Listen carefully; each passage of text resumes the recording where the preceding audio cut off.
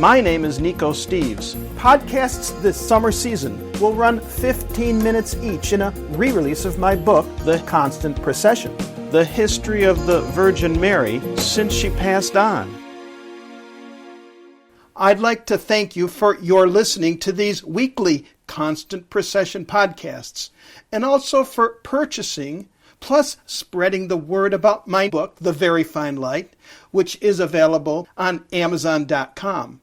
This summer I'll also be traveling to complete my next book, and I will be bringing you a few reports from the field about this upcoming book. And so, please keep checking my website, nicosteves.com, as I will be posting blog updates from time to time.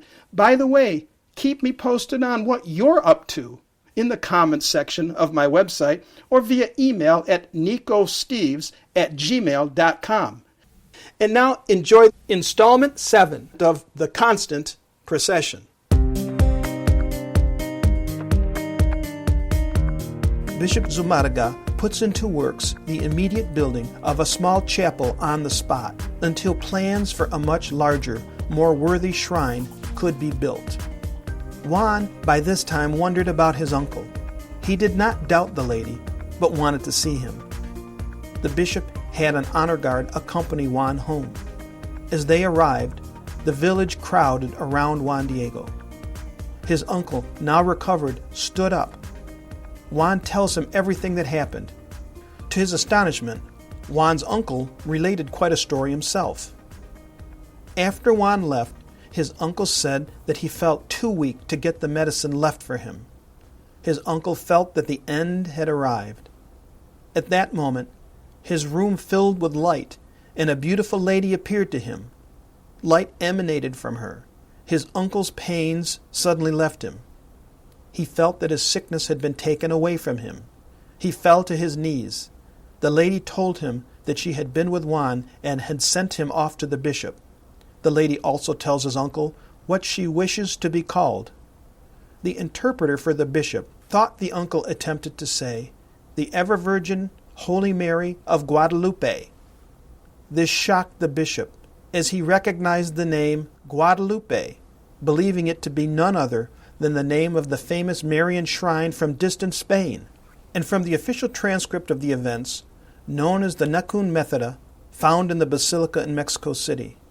I wish that a temple be erected here quickly, so I may therein exhibit and give all my love, compassion, help, and protection, because I am your merciful mother, to you and to all the inhabitants on this land, and all the rest who love me, invoke and confide in me, to listen therein to their lamentations, and remedy all their miseries, afflictions, and sorrows.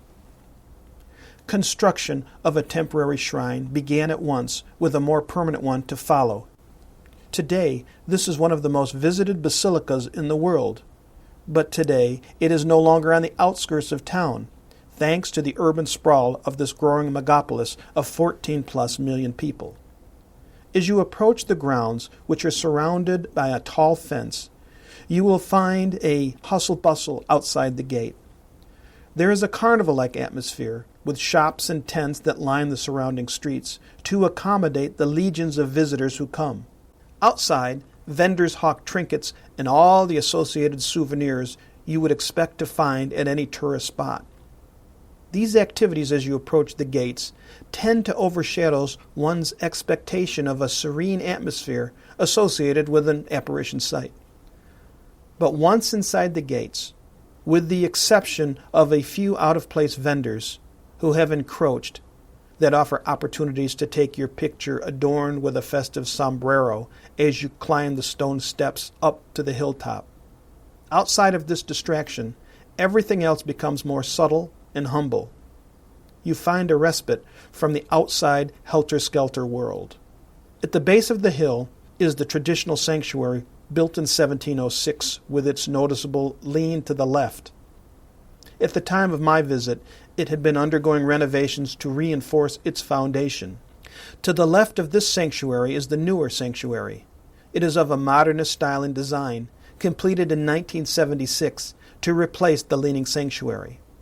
The modernist style is a great surprise and departure in look and feel from the more traditional design, but that difference dissolves as you enter this newer sanctuary. The sanctuary's design makes possible several purposes. In addition to offering a place to pray, it is where St. Juan Diego's tilma is on display. Hence, the tilma is the center of attention as you walk into this large, very open sanctuary. Also, the space is designed to hold a huge number of people, up to 40,000 people at a time, with temporary seating in place. Yet within the design is a clever twist, which gives people a way to get a closer look at the tilma. Confessions and Mass are held all day, most every day. Some of these ceremonies are at established times, some are unannounced. There are formal gatherings, there are informal gatherings, there are spontaneous gatherings too on the vast plaza. It is a constant procession, well documented by an endless number of glowing candles. As each candle is lit, someone's prayer emanates from this placid site where the Madonna wishes for the people to come. There are other structures on the ground as well. Most important is the small chapel at the top of the hill where St. Diego met with the Madonna. The rocky surface of the hillside is covered with flowers and fauna to honor the Madonna. It is not unusual to find a monk or priests engaged in conversation or meditation all around the grounds with the people who come. And Our Lady of Guadalupe has ever since that faithful day in 1531 afforded this restful contemplative space that has drawn people from around the world and from all walks of life to come to Mexico City to ask the Lady to intercede with her Son to answer their prayers. Though located in Mexico and embraced by the Latino world, the shrine Our Lady of Guadalupe is a wonderful gift for all mankind. Chapter 13. A Rare Gift. St. Juan Diego lived out the rest of his life at the site as its caretaker. He would tell his stories to the pilgrims who came. More devoted than ever to the Lady, he dedicated himself to the Lady and had been granted permission to receive the sacrament of communion more often than had been offered to the average person in those times. In 1570, 40 years after the apparition, the new Archbishop of Mexico commissions a painter to create a copy of the image left on the tilma by the Madonna. Upon completion, and with great care, they placed it on the original as a way of gathering to the copy something from the original. The bishop sent this copy to King Philip I of Spain as a gift. This happens at a critical time in the history of the world as the Ottoman success in Europe grew. Europeans had lost control of the Balkans for well over a century. The Ottomans' aggression had been ceaseless. In fact, the Ottomans held a stranglehold on most of the Mediterranean Sea. The Ottomans had a mighty navy that controlled the Mediterranean for almost 100 years as well. In a last-ditch effort to stave off a repeat of the Moors' takeover earlier in Spain from centuries before, the remaining Europeans, who fought amongst themselves, realized they had to be able to come together, and came together under leadership from Rome. They put together a consortium of European interests known as the Holy Alliance. Its main contributors are the Spanish, the Viennese, and the Romans. Among those considered to lead this alliance at sea is the grandnephew of the great Admiral Doria, who they select as Admiral of the fleet of warships. His warships form part of this new alliance. The overall alliance leader is Don Juan. It is not hard to imagine why King Philip would give Admiral Doria this painted copy of Our Lady of Guadalupe that the Archbishop of Mexico had sent. Even before the battle would commence, the odds for victory favored the Ottomans. The Ottomans had very experienced sailors and seasoned captains from around the Ottoman Empire, who had the benefit of years of success in the Mediterranean. They held all the aces in the deck when compared to the ragtag collection of privateers that the Holy Alliance had gathered. Admiral Doria puts this painting from Mexico in his stateroom. Before embarking on their mission against the Ottomans, the admiral prays under the well-traveled painting to Our Lady of Guadalupe as they head out to sea to fight the powerful adversary. The battle occurs at the far eastern side of the Mediterranean Sea, near Istanbul, then known as Constantinople, near a place called Lipan. The great surprise is the Holy Alliance defeats the Ottomans in the battle. They win the day against all odds to defeat the more experienced, powerful navy. The victory, known as the Battle of Lipan, is a blow to the fortunes of the Ottoman Empire on European soil. In the history books, this defeat has been attributed to poor timing and tidal changes. The Ottomans still ruled and controlled most of the Balkans on the Eastern European continent until just after World War I. Yet this defeat in the 1600s is considered the start of the end to this particular Islamic expansion into Europe. To many, Santa Maria de Guadalupe is credited with the favorable turn of events. Chapter 14. Warmth is her way. There appears to be a constant within each encounter, wherever and whenever they occur.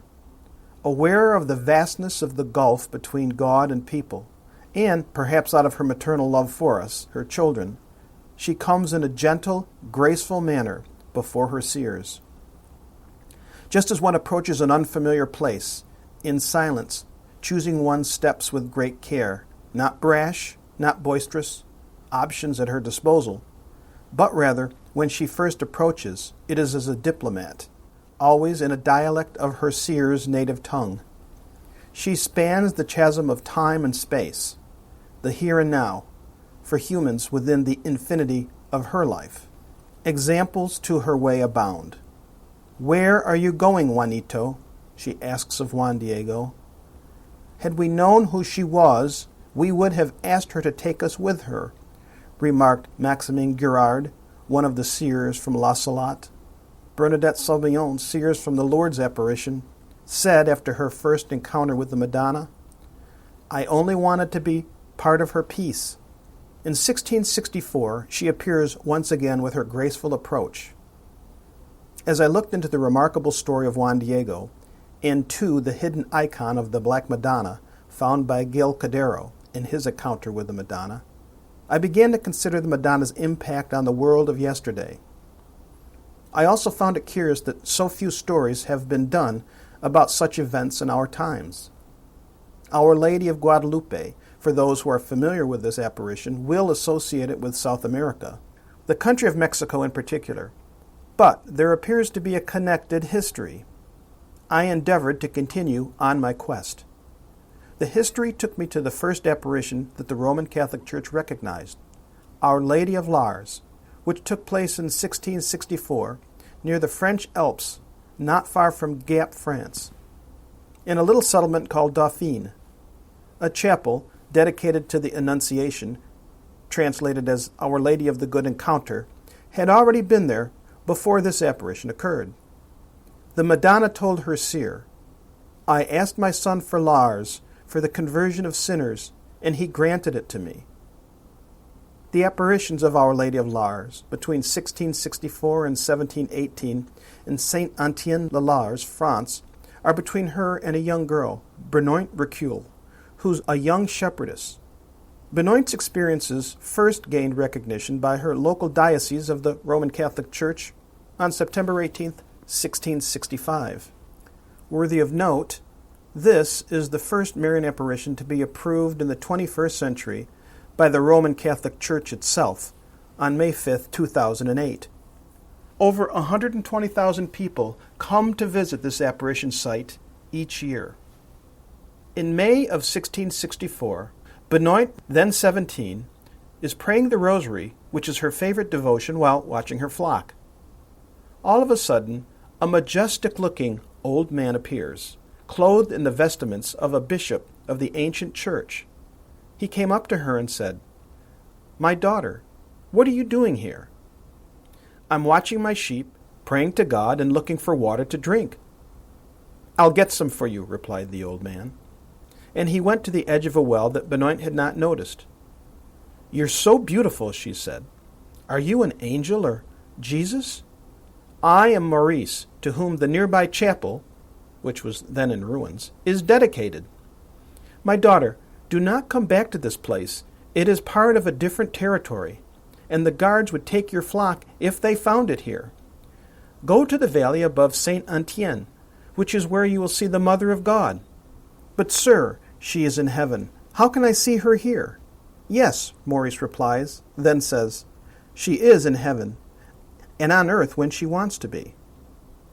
The next morning, Benoit shepherded her flock to the indicated spot, the Vallon de Fleurs, or Valley of Kilns, so called because the hill above this valley contained gypsum, which the village inhabitants extracted and fired to make plaster for their buildings. Benoit had just located the little grotto when she saw a lady of incomparable beauty holding a beautiful child by the hand. The sight ravished her. Despite St. Maurice's prediction, the shepherdess could not imagine that she could be in the presence of the Mother of God. Well, this is Nico Steves. I hope you enjoyed this installment. My book, The Very Fine Light, can be found using the title, The Very Fine Light, on Amazon.com. Please feel free to contact me at nicosteves.com. That's Nikos Steves, Steves.com. If you like this episode, and for more, share them with friends. Well, this is Nico Steves. Thank you. See you next time.